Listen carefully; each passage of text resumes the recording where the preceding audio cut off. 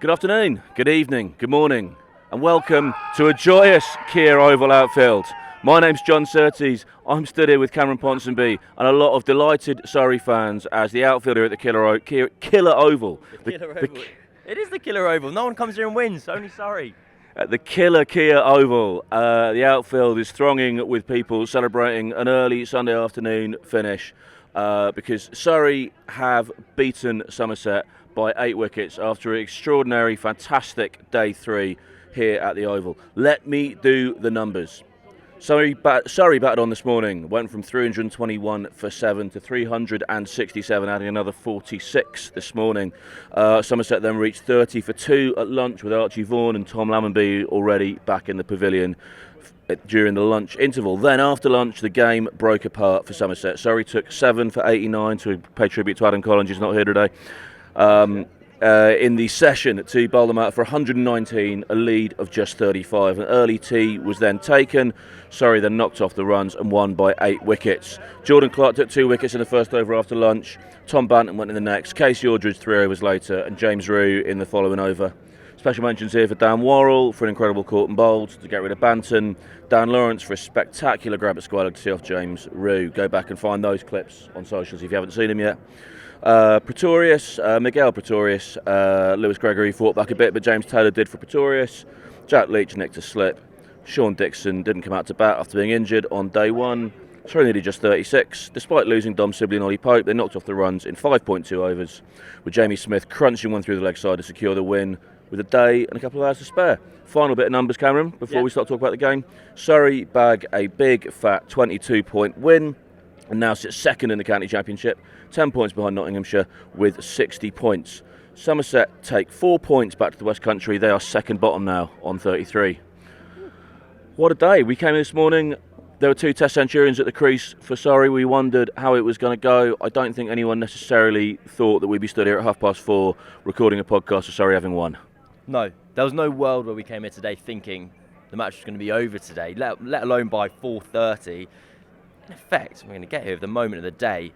The match was decided in the 5-over period after lunch, where Surrey took 5 Somerset wickets. I think the collapse was about 6 for 10 and then 5 for 4. And all of a sudden, after 2.5 days of hard-fought cricket, where you thought Somerset were in with the shout, potentially going to win the game, it was gone. It was over. It was all lost. The middle order: Tom Abel, Tom Banton, James Rue. Between them across the match, they made about fewer than 40 runs, and that's kind of been the difference at the end of the day. And now look at it now. Everyone's able to enjoy their Sunday afternoon, so it's good. I've got to say the vibe out here is absolutely impeccable. Just, shout out to Lee Fortis and the grounds team. It's a great pitch, but also just, to allow the fans back on the pitch on a Sunday afternoon after a Surrey victory. Just a brilliant thing. There's a lot of kids out here. They're going to remember this moment for a long time. There's a lot of people just sitting around, maybe having a little can before they go back to work on Monday. It's a beautiful vibe out here. But Cam, let's just talk a little bit more about the game before we start going through the over and out questions of the day. To bring I hear apparently podcasts are generally bolstered by pop culture references. I think there's quite a strong crossover there, Venn diagram. So I'm going to bring some Marvel into this. For the last 3 years, games like this occasionally Surrey have seemed inevitable, and it hasn't been the case so much with the first 3 games this year. But then there was a real vibe after lunch. There was a real 2022, 2023, 2024 vibe. Dan Worrell was tearing in, Jordan Clark was tearing in, wickets were falling. Even when they weren't falling, it's looking like the ball was going past the bat. It was looking like there was going to be a wicket every ball. It was a real sort of, the last 3 years that people watching Surrey kind of felt like they were back this afternoon, right? These games have followed a pattern over the course of the last few years. Surrey win the toss, they bowl their opponents out cheaply. They normally have a little bat at the end of day 1. They build a first innings lead, they bowl the opposition out cheaply, they knock them off. Eventually, in a different type of shape for this match, we return to that kind of traditional Surrey style of victory, because it hasn't been the case this year. First 3 matches of this season for Surrey, 3 draws, and 3 draws where they haven't really been on top either. It's not been a case that they've looked like the juggernaut of years gone by. But then, kind of out of nowhere, the bowling attack reverted from, instead of being relentless, during the draws they're samey. And then when they come back to a winning match, it's relentless again, being able to have Dan Worrell, Jordan Clark, James Taylor in this match, someone else who I've forgotten. Gus Atkinson. Gus Atkinson, he's played for England, he's a good player. So I hear. Yeah, but apparently, be able for Surrey to keep going. When they get to the point where you think Somerset have dragged them back in, they're 7-8 down, not with too much of a lead. Can they hold on to their coattails? No, you've got the depth in the lower order with Atkinson at 9, with Jordan Clark at 8. Them to be able to keep going. It was an old school victory from Surrey, and it bodes well for the rest of the season. Yeah, and shout out for Dan Lawrence there as well. Crucial wicket of Tom Lammonby just before lunch as well. Brilliant contribution with Dan Lawrence today. Right, Cam, short and sharp podcast. Let's hit the questions. Moment of the day, Cameron Ponsonby. Moment of the day, the collapse after lunch. 5 wickets in 5 overs. I believe 6 wickets in kind of 7 or 8 overs if you include Tom Lammonby going on the stroke of lunch. Completely changed the dynamic of the match. It reduced Somerset from 33 for 3-2 to 38 for 7. It was a very dramatic scorecard. We thought effectively 8 with Sean Dixon not. Yeah, everyone didn't know. No one knew if Sean Dixon was going to bat or not. But he turned out not to be. So effectively, every wicket was +1. It was effectively 8, and also all the wickets were very dramatic and spectacular. So after the lunch interval, Tom Abel leaves the ball from Jordan Clark off stump, falls on the ground.